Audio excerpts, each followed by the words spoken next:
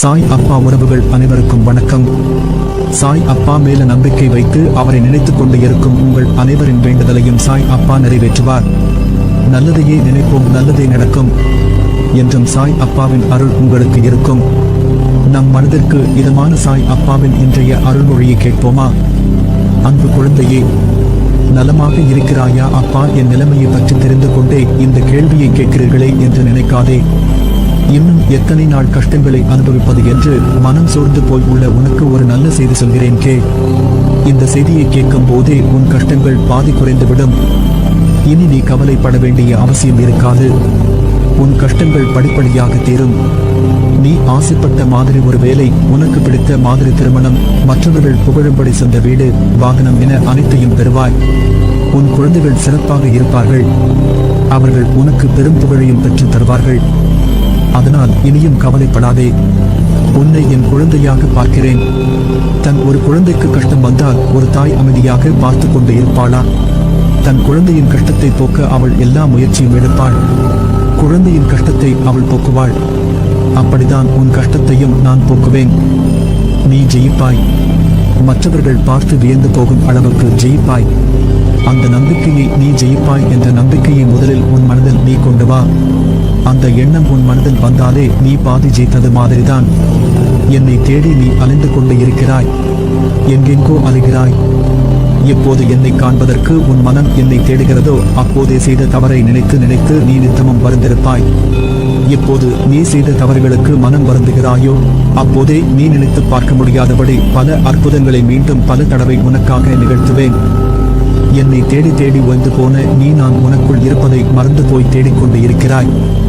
சித்திரமாக இருந்தாலும் சிலை வடிவில் இருந்தாலும் எனது ரூபத்திற்கு உயிர் கொடுத்து நீ வாசம் செய்யும் இடத்தில் இருந்து கொண்டு உன்னை வழிநடத்தி கொண்டு இருக்கிறேன். உன்னையும் உன் குடும்பத்தையும் எந்த ஆபத்துகள் வராமல் காப்பேன். இது தெரியாமல் நீ என்னை தேடி அலைந்து கொண்டு இருக்கிறாய். நான் உனது கண்முன்னே அமர்ந்து கொண்டு இருக்கிறேன். நீ வாசம் செய்யும் இடத்தில் எதுவும் உன்னை ஆபத்துகள் வராமல் இருக்க காவலாக இருக்கிறேன். நீ மறந்துவிட்டாய். உன்னை தேடி நான் வந்து அமர்ந்து கொண்டு இருக்கிறேன். நான் உன்னிடத்தில் இருக்கும் போது எதை பற்றியும் கவலைப்படாமல் உண்மையான விசுவாசத்தை என்னிடத்தில் செலுத்து. நான் கேட்பது அது மட்டும்தான். அடுத்தவர்க்கு எந்த ஒரு கஷ்டத்தையும் தரும் எண்ணம் இருந்தால் அதை மாற்றிக்கொள். உனது சோம்பேறித்தனத்தை மாற்றிக்கொள். என்னிடத்தில் ஐக்கியமாகிவிடு. உனது கர்ம பலன்களில் இருந்தும் நீ செய்த பாவங்களில் இருந்தும் உன்னை முழுமையாக விடுவித்து விட்டேன். உனக்கு வேண்டியதை தகுந்த நேரத்தில் உனக்கு வழங்குவேன். நீ எதிர்பாராமல் இருக்கும் தருணத்தில் உன்னை தேடி வர செய்வேன். உன்னையும் உன்னை சார்ந்தவர்களையும் உனது வம்சாவளி சேர்ந்தவர்களையும் பாதுகாத்து வழிநடத்தி அழைத்து செல்வது எனது கடமை. நம்பிக்கையோடு இரு, உன்னை நிச்சயம் உயர்த்துவேன். உலக வாழ்வில் எல்லோருக்கும் அவரவர் வினைகளுக்கு ஏற்றவாறு நன்மையோ தீமையோ அவர்களை நோக்கி பாய்கின்றன.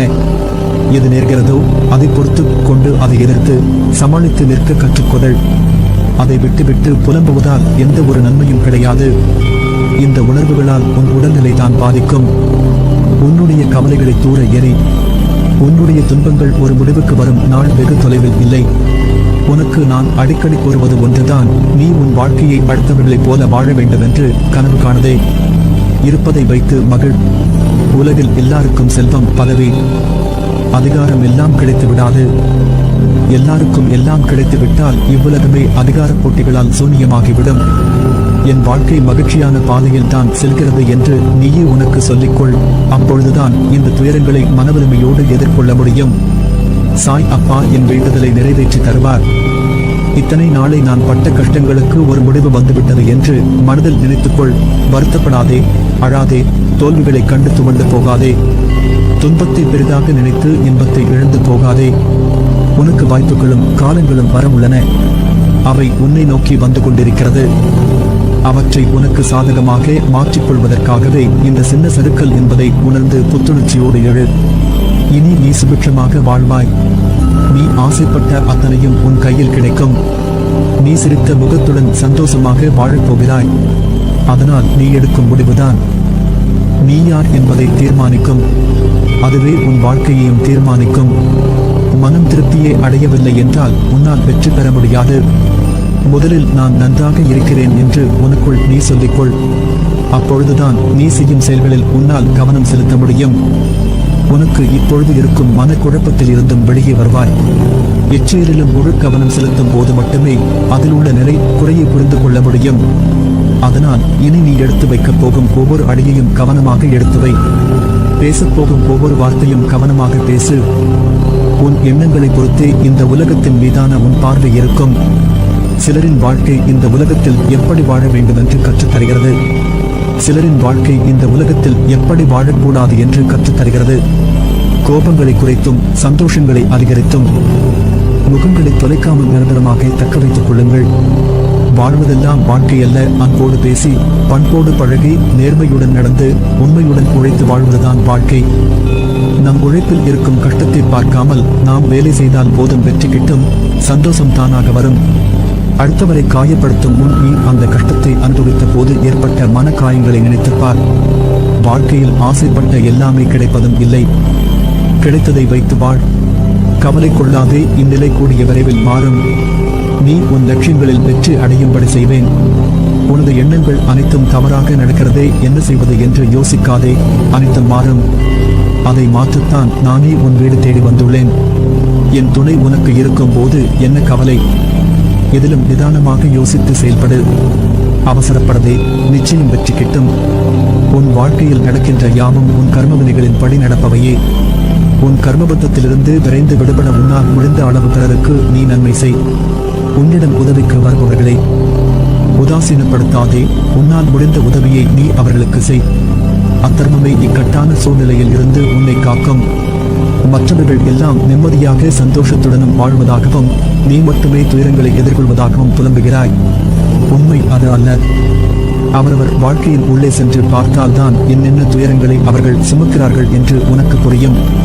பொறுமையும் நம்பிக்கையையும் எந்த சூழ்நிலையிலும் கைவிடாதே. உன்னை விட்டு யார் விலகினாலும் கவலைப்படாதே. எல்லாம் நன்மைக்கே என்று எடுத்துக்கொள். கஷ்டத்தையும் பிரச்சனைகளையும் சந்திக்கும் போது நீ நிற்கதியாய் நிற்பதை போன்று உணர்கிறாயா?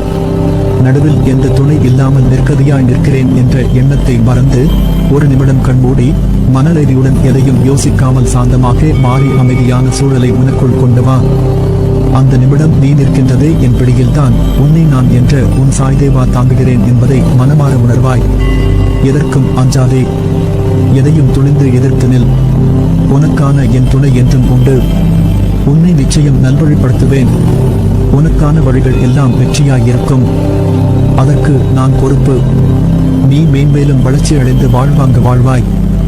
உனது வாழ்க்கை எல்லா செல்வங்களும் பெற்று மகிழ்ச்சியாக மாறப்போகிறது.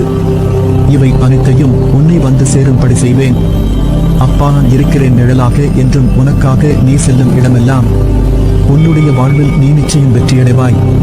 நல்லதே நடக்கும். நீ என் பரிபூரண அருளும் ஆசிர்வாதமும் அன்பும் பெற்ற என் பிள்ளை.